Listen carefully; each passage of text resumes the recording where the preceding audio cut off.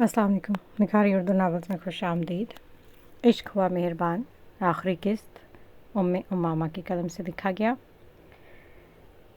खुद पर ज़ब्त किए वो शख्स नशारी मेंशन तक कैसे पहुंचा था ये बस उसे पता था। जलाल भरे अंदाज में मंदिर की जानिब दाखिल हुआ और पहली निगाह काम में खड़ी हाले नूर पर गई थी। गुलाबी रंग का सूट पहने वो इस लॉन में खड़ी इस जगह का हिस्सा मालूम हो रही थी। चेहरे पर मुस्कुराहट कायम थी, जैसे किसी बात ने उसे बहुत मुतमईन रखा हो। और उसका ये पुरसकून चेहरा देखकर गाजियान का दिल में जैसे मज़ीद बढ़ गया। वो इतनी पुरसकून और खुश जासिम की बदौलत थी। तेज़ तेज़ कदम उठाता वो उसके करीब गया और बिना सोचे समझे उसके बाजू अपनी गिरफ्त सख्त में लिए उसे अपने सामने किया। मुझसे मोहब्बत का दावा किया था तुमने हाले, अब शादी उससे करने जा रही हो। उसकी अचानक आमद और सुर्ख माइल आंखें हाले नूर को पल भर के लिए खौफजदा कर गईं। ये क्या हरकत है? छोड़े मुझे। क्यों छोड़ूं?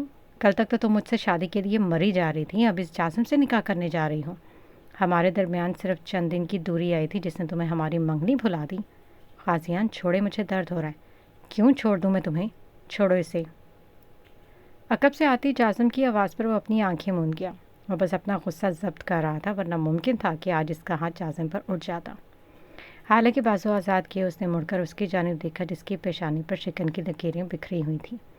शायद उसे गाजियान की हरकत पसंद नहीं आई थी। तुम्हें दरमियान में आने की ज़रूरत नहीं है। मैं दरमियान में नहीं आया गाजियान, तुम दोनों के दरमियान कभी कुछ था ही नहीं। जो था हाले की तरफ से था, लेकिन जब तुमने कदम पीछे हटा लिए तो फिर वो क्या ही कर सकती थी। अब तुम वो करो जो तुम चाहते हो, हाले वो करेगी जो वो चाहती है। गंभीर लहजे में कहता वो शख्स उसे जताना ना भूला था कि इसका हाले पर अब कोई हक ना रहा था। हाले, मैं जानता हूँ गलती मेरी है और मैं तुमसे माफ़ी मांगता हूँ। बस एक बार मेरे पास वापस आ जाओ। यकीन करो गुज़रे इन दिनों में बहुत कुछ जान लिया है मैंने। बस तुम एक बार माफ़ी दे दो, मेरे पास वापस आ जाओ। उसके सामने खड़ा वो शख्स उससे माफ़ी मांग रहा था और हाले बस हैरत से उससे तकती जा रही थी। ख्याल था गाजियान उसे लेने आएगा, गुस्सा दिखाएगा या नरमी इख्तियार करेगा, पर वो माफ़ी भी मांगेगा, ऐसा कुछ उसने कभी तसव्वुर नहीं किया था। दिल मोम की मानंद पिघलने लगा। उसने नज़र उठाकर जासिम की तरफ देखा, जो इसके देखने पर सर को फ़ौरन नफ़ी में सर हिलाया, जिसे देखते ही वो गहरा सांस भर कर रह गई। माफ़ कीजिए ख्वाजी, अब देर हो चुकी है। हाले नूर, उसकी आवाज़ में जैसे सदमा था। उसे लगा था वो हाले नूर जो रहम दिल थी, जो इससे मोहब्बत करती थी, वो इसके माफ़ी मांगने पर भी उसे माफ़ नहीं करेगी। इसकी अना जो कहीं दूर जा सोई थी, वो जैसे एक बार फिर जाग उठी। जाएं यहाँ से, मैं अब आपको अपनी ज़िंदगी में बर्दाश्त नहीं कर सकती, उसने संजीदगी से कहा। गाजियान वहाँ से चला गया बिना मज़ीद कोई लफ्ज़ अदा किए। वह शख्स काफ़ी देर तक सड़कों पर बेमकसद गाड़ी दौड़ाता रहा। समझ न आया कि कहाँ जाए। इसे वीरान सड़क पाते ही वहाँ अपनी गाड़ी रोक दी और सोचें जिनसे वो पीछा छुड़ाने की कोशिश में था, वो मज़ीद शिद्दत से सामने आ खड़ी हुई। ठीक है, अब मैं नहीं आऊँगा तुम्हारे पीछे। तुम ऐसे खुश हो तो ऐसे ही सही, खुश रहो तुम अपनी ज़िंदगी में। लेकिन अगर तुम्हें लगता है मैं तुम्हारी मोहब्बत में मर जाऊँगा, तुम्हारे बगैर दीवाना बन जाऊँगा, तो ये तुम्हारी गलतफहमी है हाले नूर। मैं इससे ज़्यादा तुम्हारे लिए और कुछ नहीं कर सकता। वह शख्स खुद से बड़बड़ाते हुए कह रहा था। अना फिर खड़ी हुई। वो पहले इस डर से उसके पास नहीं जा रहा था कि वो बेरुखी भरा रवैया अख्तियार न कर बैठे जो गाजियान को तकलीफ़ देता, लेकिन अब इसके पास वो नहीं जाने वाला था, तो सिर्फ इसलिए क्योंकि वो मज़ीद इस लड़की के सामने ख़ुद को बेवकूफ़ नहीं करना चाहता था। अलबत्ता ये सब सोचते हुए वो माजी में जैसे झांक न सका। कल तक तो वो भी यही सब कुछ करता आया था। वो लड़की सालों से उसकी बेरुखी सह रही थी, बर्दाश्त करती रही थी, कभी शिकायत ना की।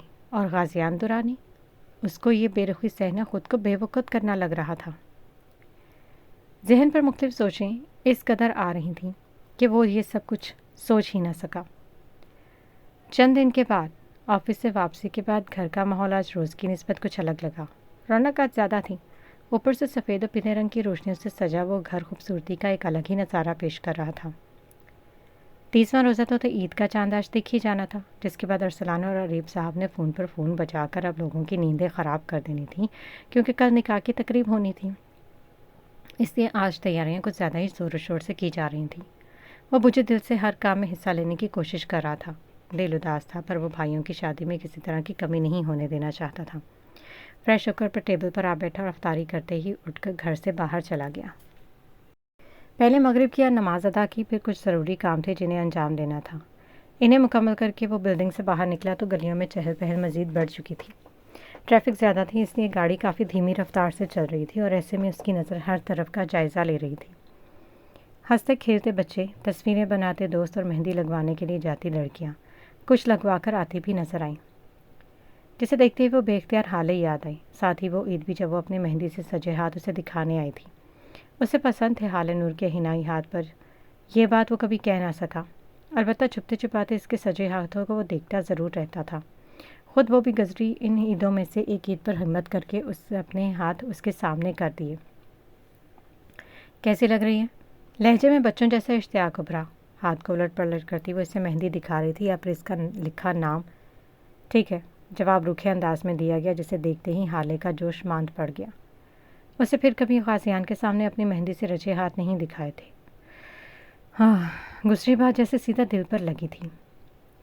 ایک مرتبہ پھر وہ شدت سے یاد آئی، آنکھوں کا کنارہ بھیگتا ہوا محسوس ہوا۔ اس نے اس کا دل کیا کم دکھایا تھا جو فوراً ہی اسے معاف کر دیتی۔ ممکن تھا کر دیتی اگر وہ کوشش کرتا، انا کی دیوار کو دور کر کے وہ قدم اس کی طرف بڑھاتا تو وہ مان جاتی۔ لیکن لگ رہا تھا اب دیر ہو گئی ہے۔ کل وہ جاسم کے نام ہونے والی تھی اور غازیان درانی نے خالی ہاتھ رہ جانا تھا۔ اسٹیئرنگ وہیل پر اس کی گرفت سخت ہوئی، پر وہ خود پر ضبط کر دیا۔ وقت ہاتھ سے نکل چکا تھا۔ وہ گزرے ہر دن کی طرح آج بھی اسے بہت یاد آئی، اور یہ رات بھی اس کی بے سکون گزری تھی۔ ہر رات وہ سوچتا تھا ہمت کر کے حالن سے بات کی جائے، لیکن وہ مضبوط مرد یہاں آ کر جیسے اپنی ہمت کھو بیٹھتا۔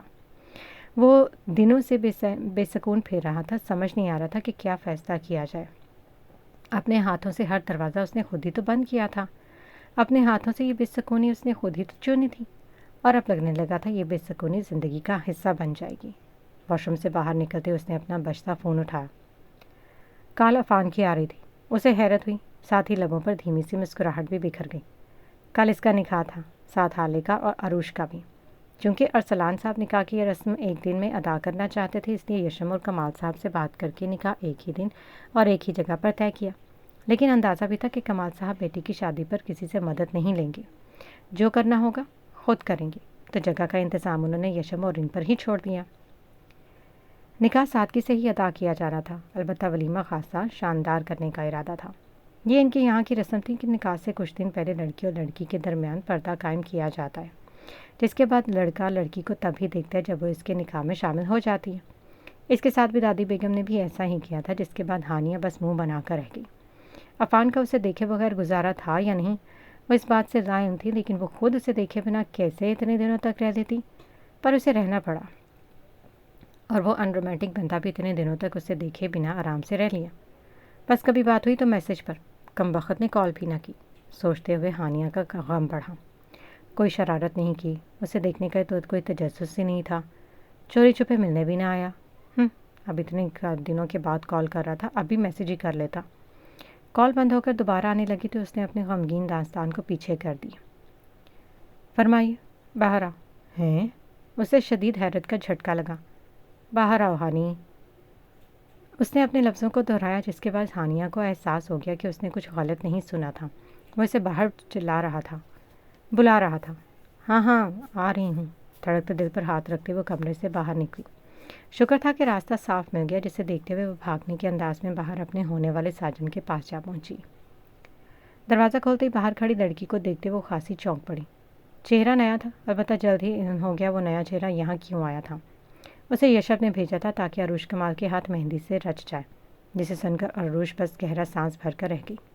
گزرے دنوں میں یشب سے باتیں زیادہ نہ ہوئی تھیں، 2 سے 3 بار بس کال پر بات ہوئی تھی، اور اس کی کم گوئی کو دیکھتے یشب نے میسیجز پر بات کرنا بہتر سمجھا۔ وہاں وہ بات آرام سے کر لیتی تھی، اور انہی باتوں میں یشب کی خواہش کا سن کر اس نے کہا تھا کہ اس کے مہندی نہیں پسند۔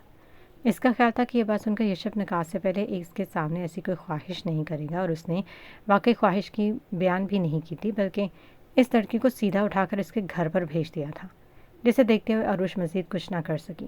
اپنے ہونے والے شوہر کی دلی خواہش کو پورا کرنے میں کوئی برائی بھی نہیں تھی۔ خود سے پوچھا تو جواب ہاں میں ملا۔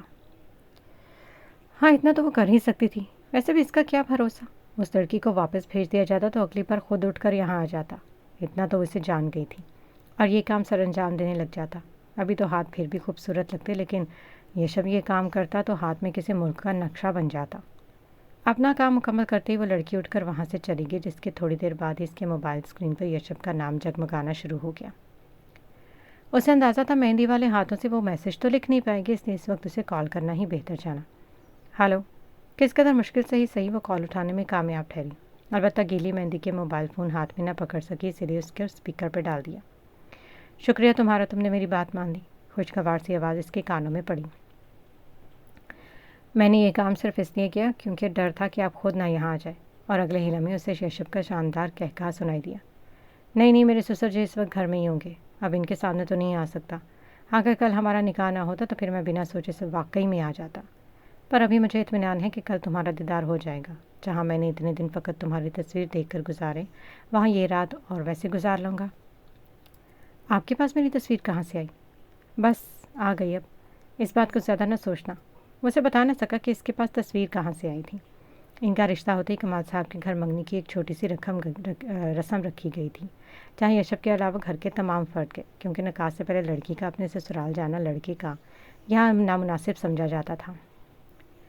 بھلا عفنان کا جو 5,000 کا نوٹ لے کر اس کے لیے عروج کی ایک تصویر کھینچ لایا تھا، کیونکہ خود سے اس لڑکی نے یہ کام کرنا نہیں تھا، اور بڑوں سے کہنا اسے اچھا نہ لگا۔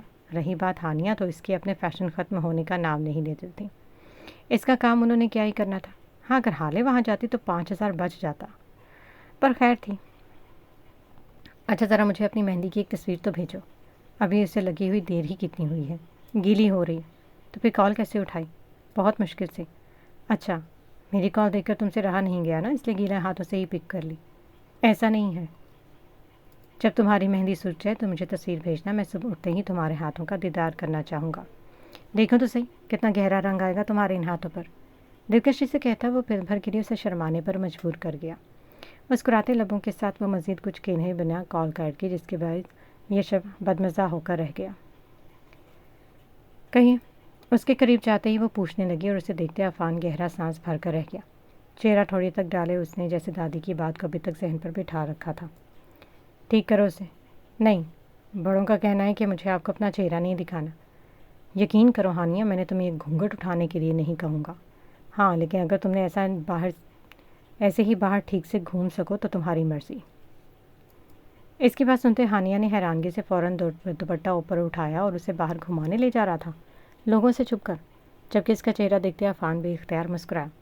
پیلے رنگ کا سوٹ پہنے وہ گالوں پر اترے گلابی پن کے ساتھ کافی پیاری لگ رہی تھی۔ شاید دادی بیگم کے پردے نے واقعی اس پر روپ اتار دیا تھا۔ کیا مجھے باہر لے کر جا رہے ہیں عفان؟ بالکل، میں سوچ رہا تھا تمہیں لگتا تھا میں ایک ان رومانٹک بندہ ہوں، لیکن میری حرکتوں کی وجہ سے، کیونکہ میں نہیں چاہتا تھا درمیان میں کوئی رشتہ قائم ہوئے بنا میں تمہارے ساتھ ایک ایسا تعلق قائم کروں جو بیوی اور شوہر کا ہوتا ہے، تمہارا ہاتھ پکڑ کر گھومنا، رومانی باتیں کرنا وغیرہ وغیرہ۔ میں چاہتا تھا جب تم میرے نکاح میں آ جاؤ تب میں حق سے تمہیں تھام لوں۔ ہاں، پر اس کا یہ مطلب نہیں تھا کہ میں تمہاری ہر خواہش کو بھی رد کر دیتا، اور اب تک میں نے ایسا ہی کرتا آیا، یہ میری غلطی تھی۔ مجھے تمہاری خواہشات کا احترام کرنا چاہیے تھا، اس نے سوچا آج کی اس رات میں وہ کریں گے جو تمہیں پسند ہے۔ آپ سچ کہہ رہے ہیں؟ اس کی حیرت جیسے ختم ہونے کا نام ہی نہیں لے رہی تھی۔ عفان کی ایک چھوٹی سی بات، چھوٹی سی حرکت ہی اسے خوش کر دیتی تھی۔ بالکل، بتاؤ کیا کرنا ہے؟ بن رائے ڈرامہ دیکھا ہے آپ نے؟ ہاں، تو بس اس میں جیسے ارتضیٰ اور صبا نے چاند رات مناتے ویسے بھی مجھے بنانی۔ ٹھیک ہے، چلو آؤ۔ عفان نے اسے آگے چلنے کا اشارہ کیا۔ لیکن اگر کسی کو میری غیر موجودگی کا پتہ چل گیا تو گھر والوں سے ڈانٹ پڑے گی عفان۔ یشب بتانے والا نہیں، قاضی گھر پر نہیں ہے، ہوتا بھی تو اس نے کون سا بتانا تھا۔ باقی سب اپنے اپنے کمروں میں ہیں، پھر بھی ہم گارڈز کو ایک نوٹ تھما دیں گے تاکہ وہ راز ہی رہے۔ صحیح؟ اس کے پوچھنے پر وہ چہکتے ہوئے سر ہلا کر بھاگتے عفان کی گاڑی کی جانب چلی گئی۔ گھر میں داخل ہوتی اس کی پہلی نگاہ لان میں بیٹھے حالے پر گئی۔ چہرے پر پرسکون مسکراہٹ سجائے وہ اپنی مہندی سے رچے ہاتھوں کو دیکھ رہی تھی۔ ذرا دکھاؤ تو میری محبت کا رنگ کتنا گہرا ہے۔ اس کے قریب آتی وہ شرارتی انداز میں گویا ہوا، جسے حالے کے چہرے پر خفگی بھرے تاثرات ہو رہے۔ جازم نہ کرو۔ اچھا دکھاؤ نا۔ اس نے ہاتھوں کو اس کے سامنے کیا۔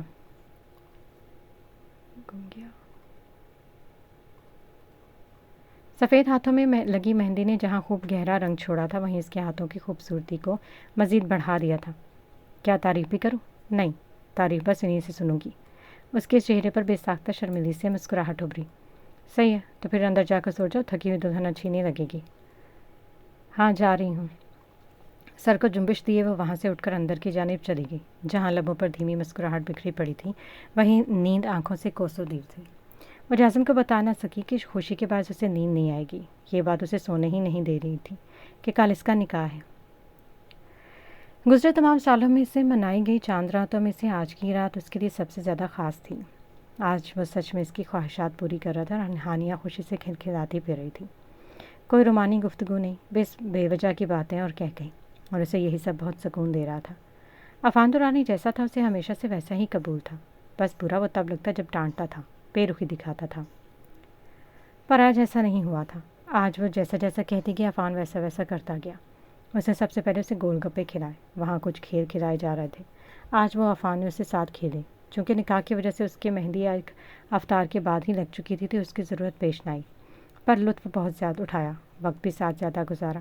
کبھی ہانیہ لوگوں کے جھرمٹ میں چھپ جاتی اور عفان اسے ڈھونڈتا، تو کبھی اپنے لیے کسی اور کی چیز کی فرمائش کر دیتی۔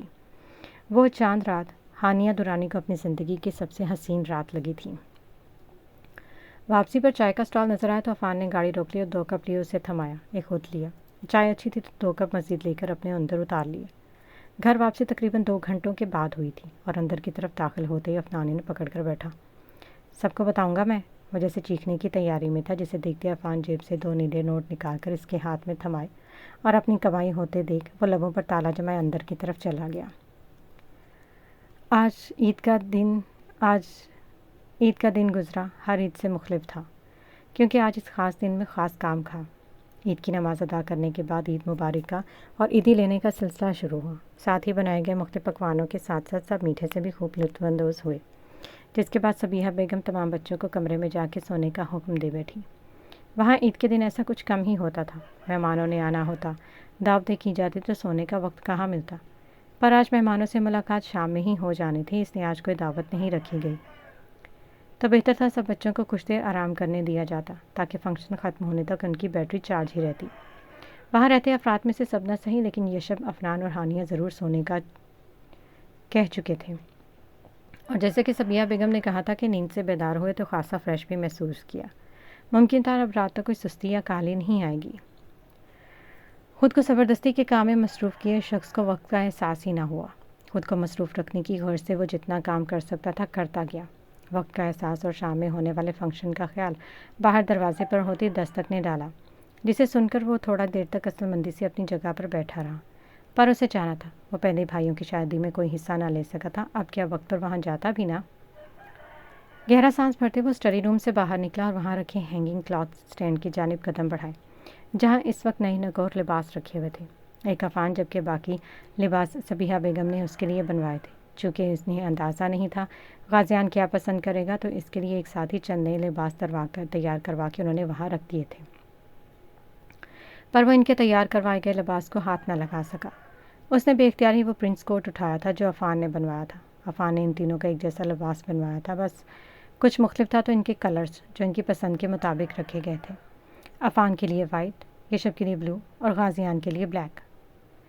پر یہ کام اس نے کب کیا؟ اس بات سے غازیان لا علم تھا۔ عفان کا کہنا تھا چونکہ اسے پہلے سے علم تھا نکاح کب ہوگا، تو یہ لباس تیار کروانے کا کام اس نے پہلے ہی کر لیا تھا۔ لیکن اب یہ لباس یہاں کیوں رکھا تھا؟ یہ اس کی سمجھ سے پرے تھا۔ جہاں غصہ بڑھا وہیں پر ہی آنکھیں بے اختیار نم ہوئی۔ وہ کوٹ کو اپنی مٹھیوں میں بھینچ گیا۔ آج واقعی حال ہی کسی اور کے ہونے والی تھی۔ بچپن سے جو لڑکی اس کے ساتھ منسوب رہی، آج وہ کسی اور کے ہونے جا رہی تھی۔ غمگین حالت میں کھڑا وہ شخص زیادہ دیر تک اس بات کو سوچ نہ سکا، کیونکہ دھڑم سے دروازہ کھول کر اندر آتے یشب اور عفان نے اسے زیادہ دیر تک یہ سب کچھ سوچنے کا موقع نہ دیا۔ کوئی تمیز بھی ہوتی ہے؟ آنکھوں میں نمی کو پیچھے دھکیلتے غصے سے کہنے لگا، ہمارے نکاح کو دیر ہو رہی ہے اور تمہیں تمیز کی پڑی ہے، ابھی تک تیار بھی نہیں ہوئے۔ اسے ایسے ہی کھڑا پا کر عفان قدرے خفگی سے کہتے غازیان نے ایک نگاہ ان دونوں پر ڈالی، لبوں پر پھیکی سی مسکراہٹ بکھری۔ وائٹ کلر کا پرنس کوٹ پہنے، بالوں کا خوبصورت سے انداز میں بنائے وہ دولہا بنا خاصا پرکشش لگ رہا تھا۔ وہیں یشب بھی بلو کلر کا پرنس کوٹ پہنے آج خاصا خوبرو لگ رہا تھا۔ بس تیار ہو رہا تھا، کپڑے سمجھ میں نہیں آ رہے۔ دیکھنا کیا ہے، جو ہاتھ میں ہے وہی پہن لے۔ یشب نے اپنا مشورہ مفت دیا تھا۔ ہاں، یہ بالکل صحیح کہہ رہا ہے، مجھے نہیں یہ سب کچھ پہننا۔ دے غازی، وقت برباد نہ کر، پہلے ہی دیر ہو رہی ہے۔ اس کی کوئی بھی سنے بنا وہ اسے دھکیلنے کے انداز میں واش روم میں بند کر گیا، جسے دیکھتے ہوئے یشب اپنی ہنسی ضبط کرتا رہ گیا۔ غازیان نے اپنی تیاری میں زیادہ وقت نہیں لیا تھا، ویسے بھی اس وقت ان باتوں سے اس کا دل اکتا رہا تھا۔ ویسے اتنے خوشی والے دن میں یہ اتنے اداس کیوں لگ رہے ہیں؟ آج حالے اور کسی اور کی جو ہونے جا رہی ہے۔ یشب کی بات کا جواب سن کر عفان نے دیا تھا، جسے سنتے غازیان گہری سانس بھر کے رہ گیا۔ ایسا کچھ نہیں، ہمیں تو جیسے دکھ ہی نہیں نہ رہا۔ اب کی بار وہ کہہ نہ سکا۔ اس کی خاموشی دیکھتے ہوئے مزید یشب نے بات جوڑی۔ تو پھر آپ یہاں کیا کر رہے ہیں؟ پھر مجھے کیا کرنا چاہیے؟ لڑکی کو راضی کرنا چاہیے۔ اب ایسا ممکن نہیں ہے یشب، آج اس کا نکاح ہے۔ دل میں درد کی لہر سی اٹھی تھی۔ پر اب تو ہوا نہیں نا، ایک کوشش تو کر سکتے ہیں۔ بنا کوشش کیے ہار ماننا غلط ہے غازی۔ حالے مان جائے گی، پر بہت پہلے مان جاتی اگر تم قدم اس کی جانب بڑھاتے۔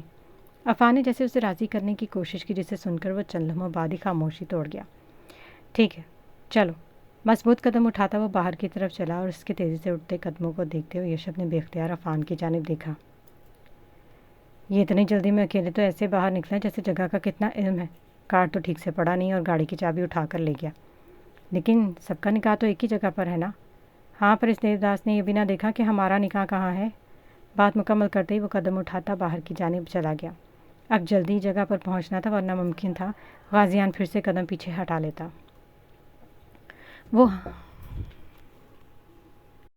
وہ حال کشادہ تھا، اور وہاں لگی لائٹس جگہ کو روشن کرتے اس جگہ کی خوبصورتی کو مزید بڑھا رہی تھی۔ ہر کوئی اس کی سجاوٹ کو سراہ رہا تھا، بس ایک غازیان تھا جس نے ان سب چیزوں کی طرف دھیان دینا پسند نہیں کیا تھا۔ تیز تیز قدم اٹھاتے وہ اندر داخل ہوا، اور یشب عفان بس اس کوشش میں لگے رہے کہ تیز رفتار سے چلتے اس شخص کے قدموں کے ساتھ اپنے قدم ملا سکے۔ اندر داخل ہوتے اس کی پہلی نگاہ جازم پر گئی۔ بلیک کلر کا قمیص شلوار پہنے، ساتھ ہی کندھوں پر سرمئی رنگ کی شال ڈالے، وہ ہمیشہ کی طرح بے حد جاذب نظر لگ رہا تھا۔ جہاں ہر اٹھتی نگاہ میں اس کے لیے ستائش تھی، وہیں غازیان کو اس وقت اس سے نفرت محسوس ہوئی۔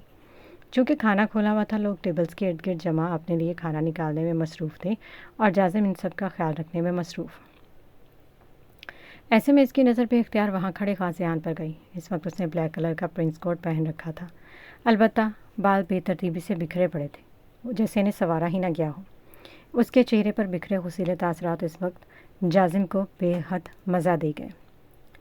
یہاں آنے کی کوئی خاص وجہ؟ اس کے قریب جاتی وہ ہنسی ضبط کرتے کہنے لگا۔ حالے کہاں ہے؟ مجھے اس سے ملنا ہے۔ کارڈ پر وتھ فیملی لکھا تھا، پر اس کا مطلب یہ ہرگز نہیں تھا تو تم اسے بھی اٹھا کر یہاں لے آتے۔ عفان کی جانب دیکھتے ہوئے کہتے اس شخص نے جیسے غازیان کو مکمل نظر انداز کیا۔ میں نے تو پوچھا حالے کہاں ہے؟ تمیز سے میں اجازت نہیں دوں گا کوئی اسے ایسے پکارے۔ آج کے بعد اس کا ایسے نام نہ لینا، اسے بہت چھوٹی بہن سمجھنا یا حالے باجی کہہ سکتے ہو۔ اور میری دلہن اس وقت اندر ہے، اور ایسی حسین دلہن میں نے آج تک نہیں دیکھی۔ اس کے کہنے کا انداز غازیان کا ضبط گوا گیا۔ کوئی اقدام اٹھانے کے لیے اس نے آگے قدم بڑھائے، پر عفان نے اسے اپنے گرفت میں لے لیا۔ غازیان نہیں، بے قابو ہوتے شخص کو دیکھتے یشب نے جازم کی طرف دیکھا۔ بس کریں جازم بھائی، کیا آپ نے سچ میں خود کو قتل کروانا ہے؟ اس نے جیسے تاکید کی، جسے سنتے ہی جازم کھل کر ہنسا۔ اب آئے تو کھانا کھا کر جانا، ہمیں اچھا نہیں لگے گا حالے کا کزن یہاں آیا اور ایسے ہی چلا گیا، یا پھر نکاح تک رک سکتے ہو، بہن کے سر پر ہاتھ رکھ کر جانا، اسے اچھا لگے گا۔ اس کی باتیں غازیان کو اچھا خاصا سلگا چکی تھی، اور وہ غصے میں ڈوبا شخص مزید کسی چیز کا خیال کیے وہ ٹیبل پر رکھا گلاس اٹھا کے اس کی جانب پھینکا۔ بر وقت جھکنے کے باعث جازم کو تو نہ لگا، لیکن اس کے جھکنے کی بدولت پیچھے کھڑی محترمہ کو ضرور لگا۔ میٹھے کے ساتھ انصاف کرتی خاتون، جن کا کھانا خراب ہونے کے ساتھ ساتھ سوٹ بھی خراب ہو چکا تھا، غصے سے اٹھ کر فوراً نظریں دوڑانے کا کام شروع کر دیا۔ بھلا یہ گلاس آیا کہاں سے تھا؟ اگر جو کانچ کا گلاس انہیں لگ جاتا تو اس کی بھرپائی اس کے پھینکنے والا ہی کرتا۔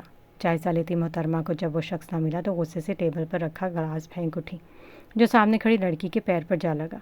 لڑکی شدید غصے کی تیز تھی، وہ فوراً ان کی جانب قدم بڑھا گئی، لیکن پیر میں دوپٹہ اٹکنے کے باعث محترمہ کے قریب آتے ان کے ہی شوہر پر گر پڑی۔ محترمہ کا غصہ مزید بڑھا۔ اتنے میں لڑکی کا منگیتر بھی وہاں آ پہنچا، اور ایک دوسرے سے شروع ہوتی وہ لڑائی پورے حال میں شور مچا گئی، اور اتنے میں غازیان بھی جازم پر اپنا غصہ اتارنے کی کوشش میں لگا رہا، پر اس کے بچاؤ اور عفان یشب کے روکنے کی کوششوں کے باعث یہ کام ٹھیک سے نہ ہو سکا۔ یہ الگ بات تھی، حال کی بگڑتی حالت، ٹوٹے بکھرے برتن اور لوگوں کے بگڑے حلیے دیکھ کر یشم بس گہری سانس بھر کے رہ گیا۔ اب سمجھ آیا تھا جاسم نے نکاح سے پہلے مہمانوں کو کھانا کھلانے کا کیوں کہا تھا۔ اسے اندازہ تھا کہ آگے جا کر ماحول میں کیا رنگ بکھرنے تھے۔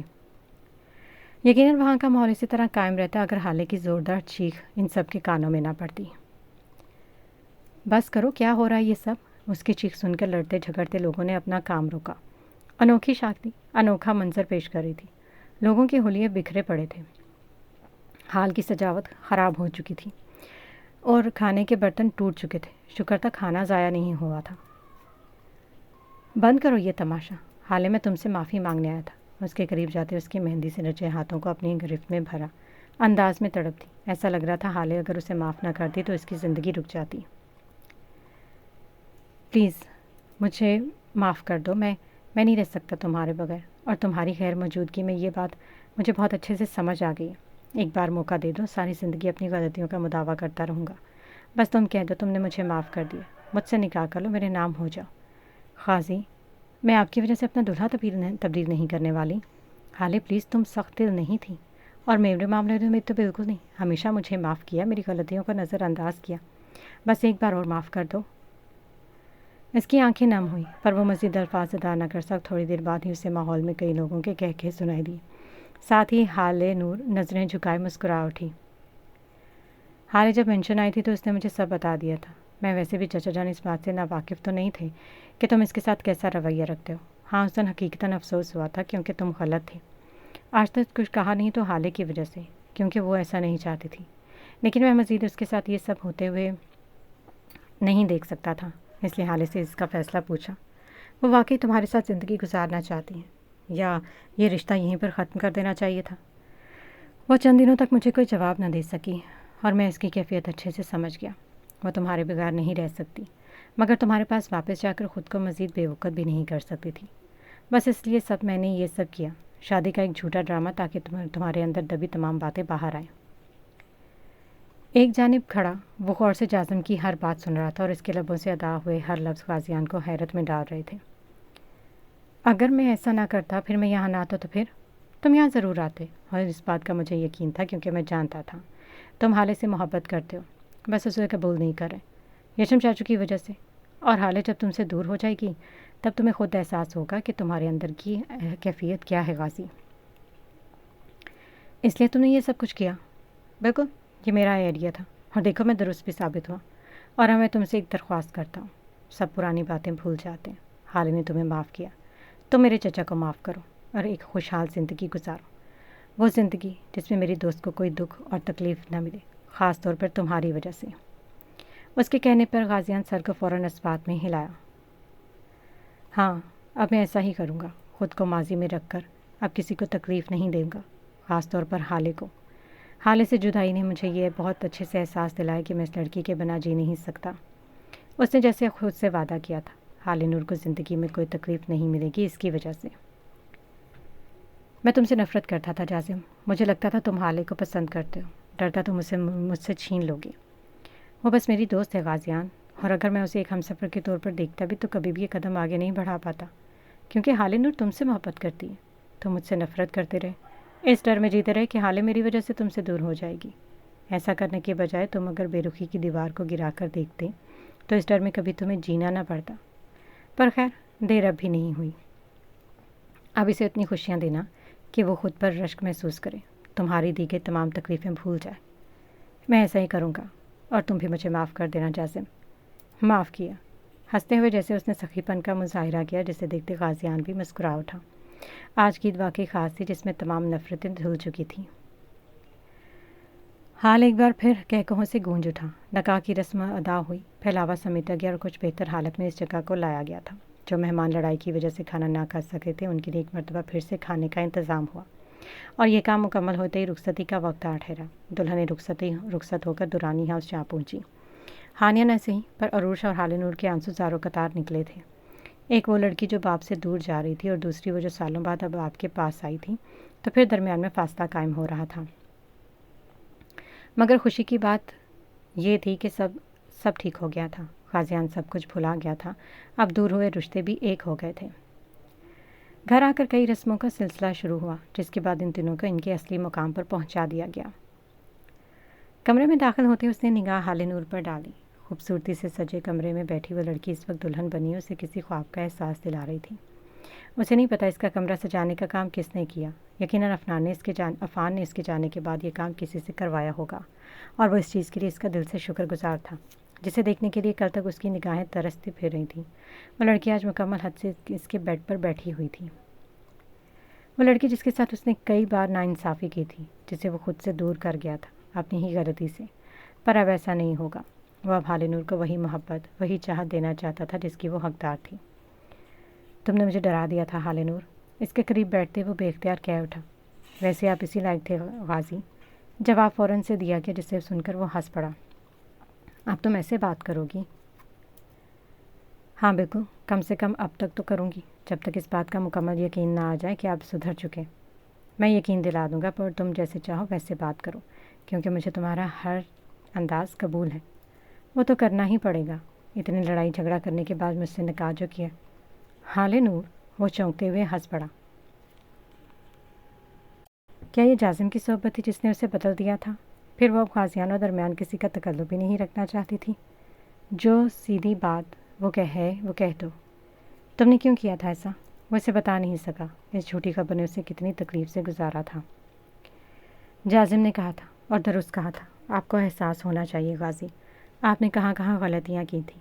मोहब्बत में अना नहीं होनी चाहिए, क्योंकि रिश्ते में जहाँ अना हो वहाँ रिश्ते सिर्फ बिखरते हैं, और मैं नहीं चाहती थी आपकी इस अना और माजी में खोए रहने का असर हमारे रिश्ते पर पड़े। मैं चाहती थी अब जब मैं उसकी ज़िंदगी में, आपकी ज़िंदगी में शामिल हूँ, तो हमारे दरमियान कोई तलख़ी या बेरुखी की दीवार ना रहा। हाँ, तुमने ठीक किया, मैं गलत था, मुझे माफ़ कर दो हाले। उसकी बात ने हाले को एक लम्हे के लिए हैरान किया था, बस एक लम्हे के लिए। उसका हैरान होना बनता भी था। वो शख्स जो कभी उसकी तरफ प्यार भरी निगाह नहीं डालता था, अब हर लम्हे लबों पर बस एक ही बात सजाए बैठा था। मुझे तुमसे मोहब्बत थी हाले नूर, हमेशा से। फिर कभी बताया क्यों नहीं? कि झिझक को एक तरफ रखे वो पूछ बैठी। एहसास ही ना हो सका कभी, होने भी लगा तो हिम्मत ना हुई। मुझे तुमसे मोहब्बत थी, पर माजी ने मुझे कभी एतराफ़ मोहब्बत करने ना दिया। मैंने हमेशा तुम्हारे साथ बेरुखी भरा रवैया अख्तियार किया, लेकिन मैं जानता था चाहे मैं जो भी कर लूँ, हाले नूर मुझसे दूर नहीं जाएगी। बस इसी बात पर मुतमईन होकर मैंने हमेशा बिना कुछ सोचे अपनी हर फ्रस्ट्रेशन, अपना तमाम गुस्सा तुम पर उतारा। मुझे लगता था ऐसे करने से मैं तुम्हारे बाबा को तकलीफ़ दूंगा, और इनकी तकलीफ़ से मुझे सुकून मिलेगा। पर यह सब गलत था। गाजियान गलत था, जिसने कभी किसी की नहीं सुनी, अपने दिल की भी नहीं। बिना रुके वो कहता जा रहा था, और हाले नूर नम आँखों के साथ उसे देखती रह गई। सोचा नहीं था गाजियान कभी इसके सामने ऐसा कुछ कह देगा, और आज जब वो कह रहा था तो हाले नूर का दिल बस उसे सुनने के रहने का ख्वाहिशमंद था। मैं माजी में भटकता रहा, तुम्हें तकलीफ़ दी, खुद को भी और अपने साथ जुड़े हर रिश्ते को भी। गलती तुम्हारे बाबा की थी, लेकिन बस वही गलती थी जिसे मैंने गुनाह बना दिया, उन्हें एक कातिल बना दिया। कभी ये नहीं सोचा जो हुआ वो अल्लाह की रज़ा थी, और माफ़ करने वाले को तो अल्लाह ताला पसंद करते हैं। कभी सोचा ही नहीं था। तुम्हारे जाने से मेरा दिल सिर्फ तड़पता रहा, लेकिन तुम्हारा ये फ़ैसला दुरुस्त था हाले नूर।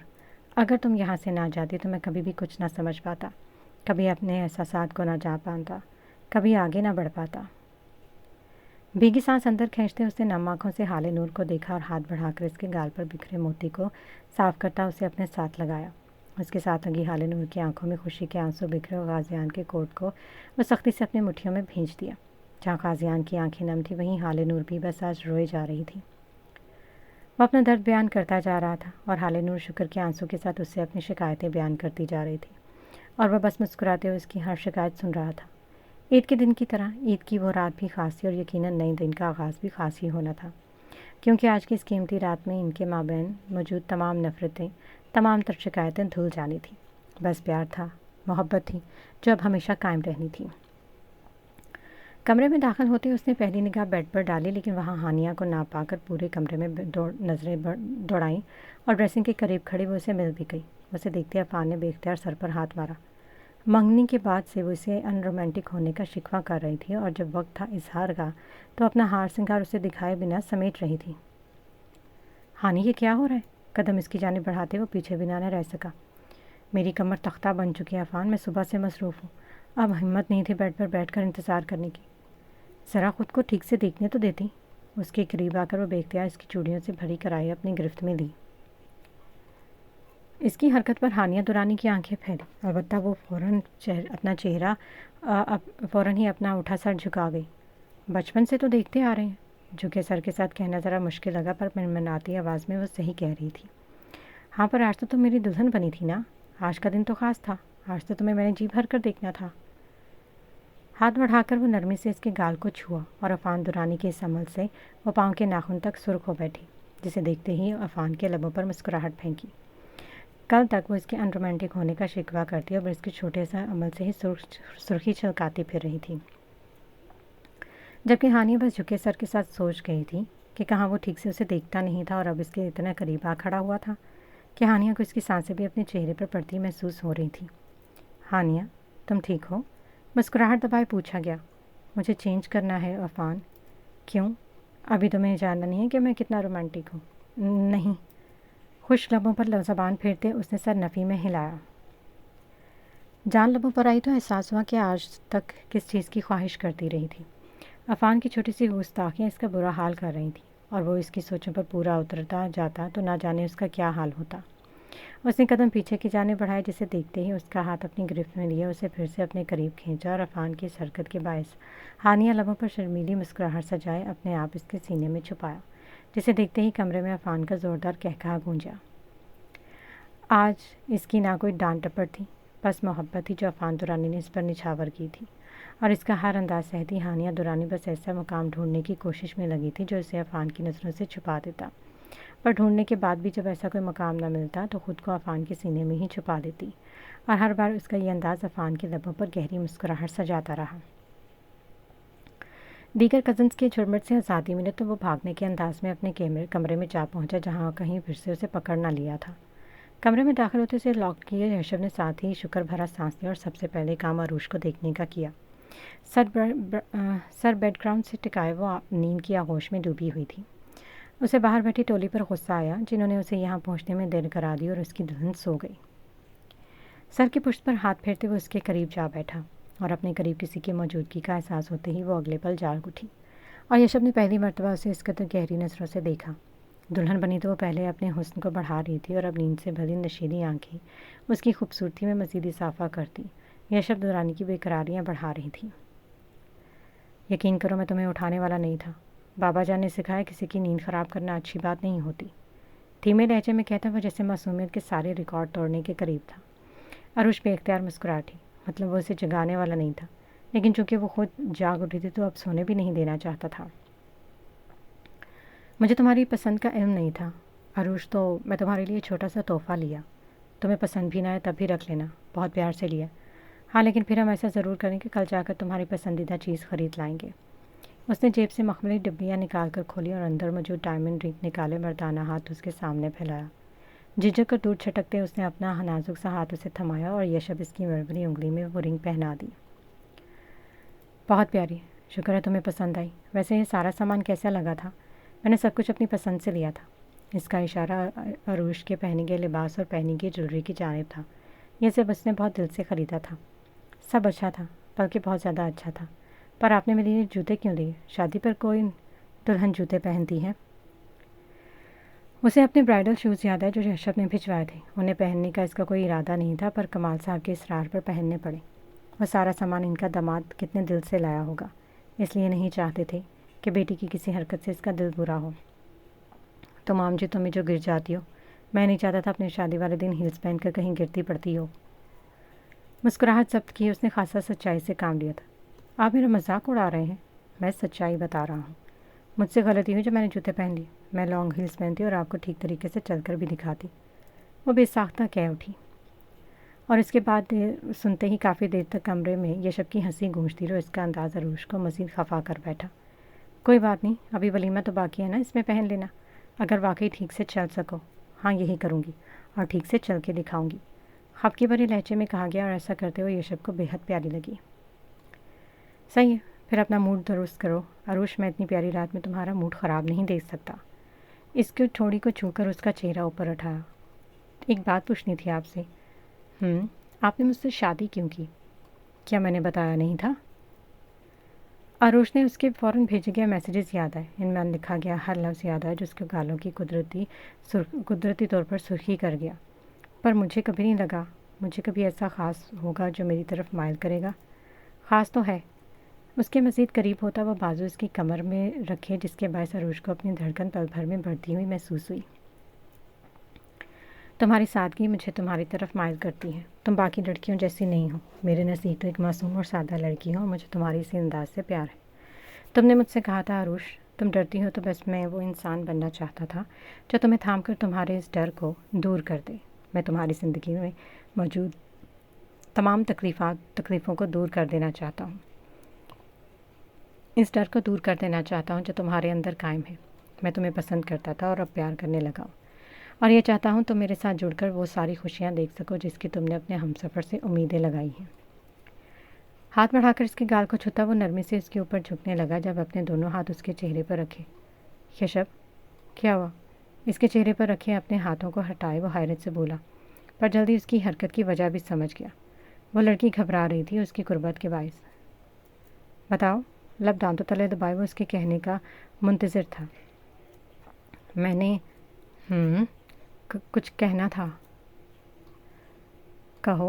वो जैसे महसूस हुआ और अरुष समझ ना सकी कि उसे क्या कहना चाहिए था, पर सहन में आती बात ने उसकी मदद कर दी। ईद मुबारक। उसके बेसाख्ता कहने पर जहाँ जिसे सुनते यशब को मज़ीद अपनी हंसी ज़ब्त करना मुश्किल लगा। ईद मुबारक। हंसी को मज़ीद रोके बिना वो झुककर उसकी पेशानी पर लब रखता अपने सीने से लगाया और अपनी इस की गई हरकत पर अरुष खुद भी बेख्तियार हंस पड़ी थी।